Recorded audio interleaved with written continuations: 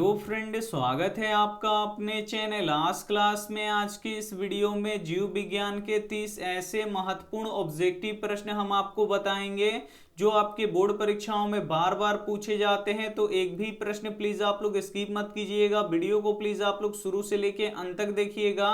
इस 30 ऑब्जेक्टिव प्रश्न में से जो भी प्रश्न आपको याद ना हो तो प्लीज आप लोग उसे नोटबुक पे लिख के जरूर याद कर लीजिएगा।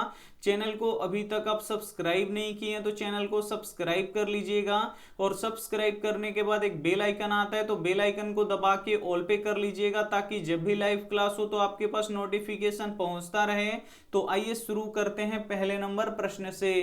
तो पहला नंबर प्रश्न है कि पौधों में गैसों के आदान प्रदान किससे होता है। ए ऑप्शन है जड़ से, बी ऑप्शन है रंध्र से, सी ऑप्शन है तना से, डी ऑप्शन है टहनी से। काफी महत्वपूर्ण प्रश्न है।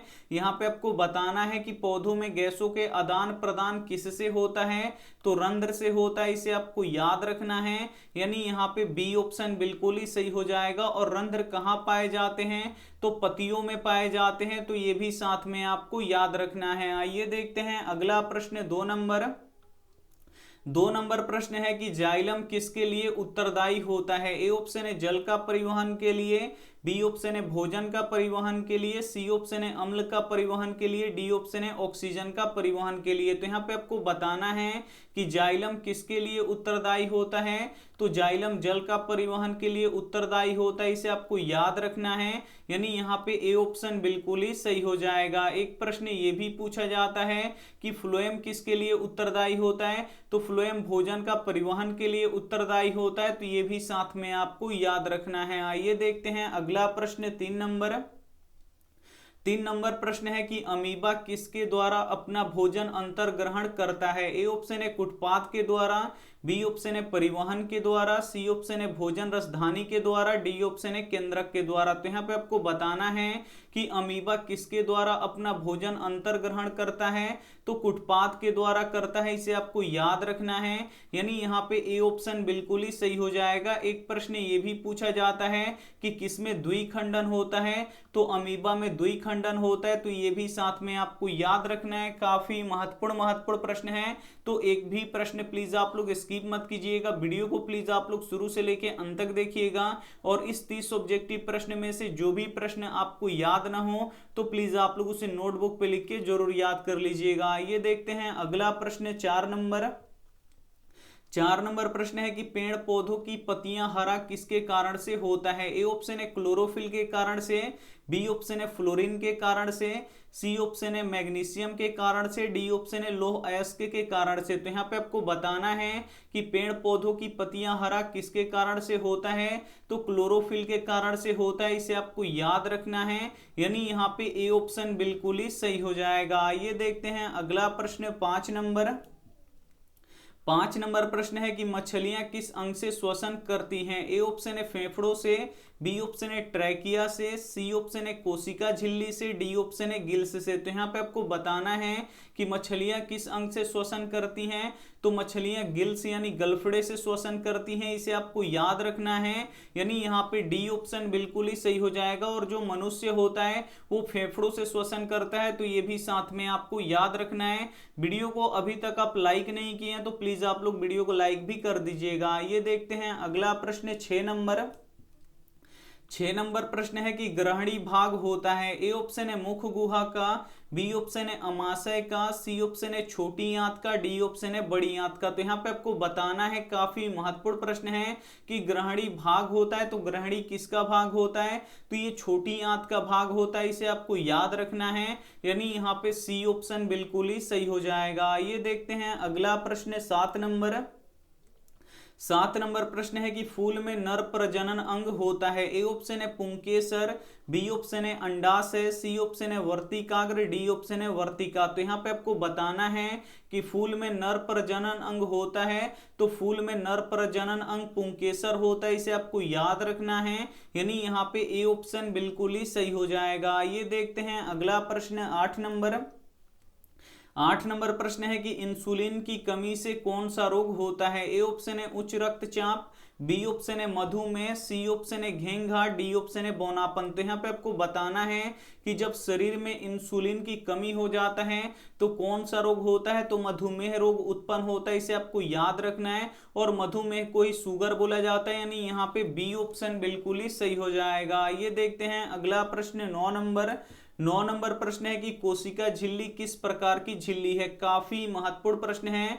यहाँ पे आपको बताना है कि कोशिका झिल्ली किस प्रकार की झिल्ली है। ए ऑप्शन है प्रागम्य, बी ऑप्शन है अप्रागम्य, सी ऑप्शन है अर्धप्रागम्य, डी ऑप्शन है इनमें से कोई नहीं। तो यहाँ पे आपको बताना है कि कोशिका झिल्ली किस प्रकार की झिल्ली है। तो कोशिका झिल्ली अर्धप्रागम्य झिल्ली है, इसे आपको याद रखना है। काफी महत्वपूर्ण प्रश्न है, यानी यहाँ पे सी ऑप्शन बिल्कुल ही सही हो जाएगा। ये देखते हैं अगला प्रश्न 10 नंबर प्रश्न है कि मानव हृदय में कितने कोष्ठ पाए जाते हैं। काफी महत्वपूर्ण प्रश्न है ये आपके बोर्ड परीक्षा के लिए कि मानव हृदय में कितने कोष्ठ पाए जाते हैं। ए ऑप्शन है 5, बी ऑप्शन है 4, सी ऑप्शन है 3, डी ऑप्शन है 6। तो यहाँ पे आपको बताना है कि मानव हृदय में कितने कोष्ठ यानी कितने चेंबर पाए जाते हैं। तो 4 कोष्ठ पाए जाते हैं, इसे आपको याद रखना है, यानी यहाँ पे बी ऑप्शन बिल्कुल ही सही हो जाएगा। काफी महत्वपूर्ण 30 ऑब्जेक्टिव प्रश्न है, तो एक भी प्रश्न प्लीज आप लोग स्किप मत कीजिएगा। वीडियो को प्लीज आप लोग शुरू से लेके अंत तक देखिएगा, क्योंकि ये जो 30 ऑब्जेक्टिव प्रश्न है ये आपके बोर्ड परीक्षाओं में बार बार पूछे जाते हैं। तो प्लीज आप लोग वीडियो को एकदम शुरू से लेके अंत तक देखिएगा। ये देखते हैं अगला प्रश्न 11 नंबर प्रश्न है कि रक्त किसके कारण से लाल दिखाई देता है। ए ऑप्शन है हीमोग्लोबिन के कारण, बी ऑप्शन है प्लेटलेट्स के कारण, सी ऑप्शन है प्लाज्मा के कारण, डी ऑप्शन है लसिका के कारण। तो यहाँ पे आपको बताना है कि रक्त किसके कारण से लाल दिखाई देता है। तो रक्त जो होता है ये हीमोग्लोबिन के कारण से लाल दिखाई देता है, इसे आपको याद रखना है, यानी यहाँ पे ए ऑप्शन बिल्कुल ही सही हो जाएगा। ये देखते हैं अगला प्रश्न 12 नंबर प्रश्न है कि हरे पौधों में कौन सा पोषण होता है। काफी महत्वपूर्ण प्रश्न है।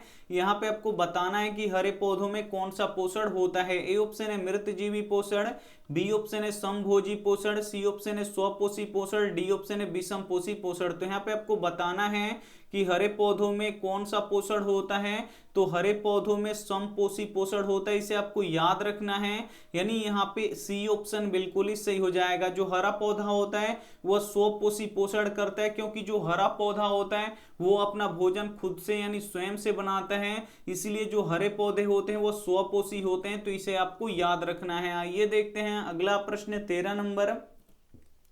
13 नंबर प्रश्न है कि निम्न में से कौन एक उभयलिंगी जंतु है। ये भी काफी महत्वपूर्ण है आपके बोर्ड परीक्षा के लिए। ए ऑप्शन है केंचुआ, बी ऑप्शन है कुत्ता, सी ऑप्शन है बकरी, डी ऑप्शन है शेर। तो यहाँ पे आपको बताना है कि निम्न में से कौन एक उभयलिंगी जंतु है। तो जो केंचुआ होता है ये उभयलिंगी जंतु होता है, इसे आपको याद रखना है, यानी यहाँ पे ए ऑप्शन बिल्कुल ही सही हो जाएगा। जो केंचुआ होता है इसमें दोनों लिंग उपस्थित रहता है, इसीलिए केंचुआ उभयलिंगी होता है, यानी यहाँ पे ए ऑप्शन बिल्कुल ही सही हो जाएगा। ये देखते हैं अगला प्रश्न 14 नंबर प्रश्न है कि जनन कितने प्रकार के होते हैं। काफी महत्वपूर्ण प्रश्न है ये आपके बोर्ड परीक्षा के लिए कि जनन कितने प्रकार के होते हैं। ए ऑप्शन है 1, बी ऑप्शन है 2, सी ऑप्शन है 3, डी ऑप्शन है 4। तो यहाँ पे आपको बताना है कि जनन कितने प्रकार के होते हैं। तो जनन 2 प्रकार के होते हैं, इसे आपको याद रखना है, यानी यहाँ पे बी ऑप्शन बिल्कुल ही सही हो जाएगा। पहला होता है लैंगिक जनन और दूसरा होता है अलैंगिक जनन, तो इसे भी साथ में आपको याद रखना है। आइए देखते हैं अगला प्रश्न 15 नंबर प्रश्न है कि शुक्राणु कहाँ बनते हैं। ये भी काफी महत्वपूर्ण प्रश्न है। ए ऑप्शन है वृषण में, बी ऑप्शन है पित्तपिंड में, सी ऑप्शन है हृदय में, डी ऑप्शन है फेफड़ा में। तो यहाँ पे आपको बताना है कि शुक्राणु कहाँ बनते हैं। तो जो शुक्राणु होते हैं ये पुरुषों में पाए जाते हैं, और ये शुक्राणु कहाँ बनते हैं तो वृषण में पाए जाते हैं, इसे आपको याद रखना है, यानी यहाँ पे ए ऑप्शन बिल्कुल ही सही हो जाएगा। वीडियो को अभी तक आप लाइक नहीं किए हैं तो प्लीज आप लोग वीडियो को लाइक भी कर दीजिएगा। आइए देखते हैं अगला प्रश्न 16 नंबर प्रश्न है कि स्त्रियों में अंडाशय की संख्या कितनी होती है। काफी महत्वपूर्ण प्रश्न है ये आपके बोर्ड परीक्षा के लिए कि स्त्रियों में अंडाशय की संख्या कितनी होती है। ए ऑप्शन है 1, बी ऑप्शन है 2, सी ऑप्शन है 3, डी ऑप्शन है 4। तो यहाँ पे आपको बताना है कि स्त्रियों में अंडाशय की संख्या कितनी होती है। तो स्त्रियों में अंडाशय की संख्या 2 होती है, इसे आपको याद रखना है, यानी यहाँ पे बी ऑप्शन बिल्कुल ही सही हो जाएगा। ये देखते हैं अगला प्रश्न 17 नंबर प्रश्न है कि एक लिंगी पुष्पी पौधे का उदाहरण है। ए ऑप्शन है पपीता, बी ऑप्शन है सरसों, सी ऑप्शन है उड़द, डी ऑप्शन है इनमें से कोई नहीं। तो यहाँ पे आपको बताना है कि एक लिंगी पुष्पी पौधों का उदाहरण कौन सा है। तो पपीता है, इसे आपको याद रखना है, काफी महत्वपूर्ण प्रश्न है, यानी यहाँ पे ए ऑप्शन बिल्कुल ही सही हो जाएगा। ये देखते हैं अगला प्रश्न 18 नंबर प्रश्न है कि निम्न में से किसका उपयोग फल पकाने में किया जाता है। काफी महत्वपूर्ण प्रश्न है ये भी। ए ऑप्शन है ऑक्सीन, बी ऑप्शन है एथिलीन, सी ऑप्शन है साइटोकाइनिन, डी ऑप्शन है जिब्रेलिन। तो यहाँ पे आपको बताना है कि निम्न में से किसका उपयोग फल पकाने में किया जाता है। तो एथिलीन नामक हार्मोन का उपयोग फल पकाने में किया जाता है, इसे आपको याद रखना है, यानी यहाँ पे बी ऑप्शन बिल्कुल ही सही हो जाएगा। एक प्रश्न ये भी पूछा जाता है कि पेड़ पौधों में वृद्धि हार्मोन कौन सा होता है। तो ऑक्सीन होता है, इसे आपको याद रखना है। आइए देखते हैं अगला प्रश्न 19 नंबर प्रश्न है कि शरीर की सबसे लंबी कोशिका कौन सी होती है। ये भी काफी महत्वपूर्ण प्रश्न है। ए ऑप्शन है तंत्रिका कोशिका, बी ऑप्शन है हृदय कोशिका, सी ऑप्शन है मस्तिष्क कोशिका, डी ऑप्शन है इनमें से कोई नहीं। तो यहाँ पे आपको बताना है कि शरीर की सबसे लंबी कोशिका कौन सी होती है। तो शरीर की सबसे लंबी कोशिका तंत्रिका कोशिका होती है, इसे आपको याद रखना है, काफी महत्वपूर्ण प्रश्न है, यानी यहाँ पे ए ऑप्शन बिल्कुल ही सही हो जाएगा। ये देखते हैं अगला प्रश्न 20 नंबर प्रश्न है कि शरीर की प्रधान नियंत्रक ग्रंथि किसे कहा जाता है। यह भी काफी महत्वपूर्ण प्रश्न है। ए ऑप्शन है जनन ग्रंथि को, बी ऑप्शन है पीयूष ग्रंथि को, सी ऑप्शन है किडनी को, डी ऑप्शन है फेफड़ा को। तो यहाँ पे आपको बताना है कि शरीर की प्रधान नियंत्रक ग्रंथि किसे कहा जाता है। तो पीयूष ग्रंथि को कहा जाता है, इसे आपको याद रखना है, यानी यहाँ पे बी ऑप्शन बिल्कुल ही सही हो जाएगा। पीयूष ग्रंथि को मास्टर ग्रंथि भी कहा जाता है, तो ये भी साथ में आपको याद रखना है। काफी महत्वपूर्ण 30 ऑब्जेक्टिव प्रश्न हैं जो आपके बोर्ड परीक्षाओं में बार बार पूछे जाते हैं। तो एक भी प्रश्न प्लीज आप लोग स्किप मत कीजिएगा, वीडियो को प्लीज आप लोग शुरू से लेके अंत तक जरूर देखिएगा। आइए देखते हैं अगला प्रश्न 21 नंबर प्रश्न है कि मनुष्यों में आयोडीन की कमी से कौन सा रोग होता है। ए ऑप्शन है रतौंधी, बी ऑप्शन है स्कर्वी, सी ऑप्शन है रेबिस, डी ऑप्शन है घेंघा। तो यहाँ पे आपको बताना है कि मनुष्यों में आयोडीन की कमी से कौन सा रोग होता है। तो मनुष्यों में आयोडीन की कमी से यहाँ पे देखिए घेंघा रोग होता है, इसे आपको याद रखना है, यानी यहाँ पे डी ऑप्शन बिल्कुल ही सही हो जाएगा। ये देखते हैं अगला प्रश्न 22 नंबर प्रश्न है कि रक्त में आयरन की कमी से कौन सा रोग होता है। काफी महत्वपूर्ण प्रश्न है। यहाँ पे आपको बताना है कि अगर रक्त यानी खून में आयरन यानी लोहा की कमी हो जाए तो कौन सा रोग होगा। ए ऑप्शन है टीबी, बी ऑप्शन है मधुमेह, सी ऑप्शन है एनीमिया, डी ऑप्शन है उच्च रक्तचाप। तो यहाँ पे आपको बताना है कि रक्त में आयरन की कमी से कौन सा रोग होता है। तो रक्त में अगर आयरन की कमी हो जाए तो एनीमिया रोग होता है, इसे आपको याद रखना है, यानी यहाँ पे सी ऑप्शन बिल्कुल ही सही हो जाएगा। एक प्रश्न ये भी पूछा जाता है कि रक्त का पीएच मान कितना होता है। तो रक्त का पीएच मान 7.4 होता है, तो ये भी साथ में आपको याद रखना है। आइए देखते हैं अगला प्रश्न 23 नंबर प्रश्न है कि अनुवांशिकी के पिता किसे कहते हैं। काफी महत्वपूर्ण प्रश्न है ये आपके बोर्ड परीक्षा के लिए। ए ऑप्शन है डार्विन को, बी ऑप्शन है हेरोल्ड को, सी ऑप्शन है मेंडल को, डी ऑप्शन है न्यूटन को। यहाँ पे आपको बताना है कि अनुवांशिकी के पिता किसे कहते हैं। तो अनुवांशिकी के पिता मेंडल को कहा जाता है, इसे आपको याद रखना है, यानी यहाँ पे सी ऑप्शन बिल्कुल ही सही हो जाएगा। ये देखते हैं अगला प्रश्न 24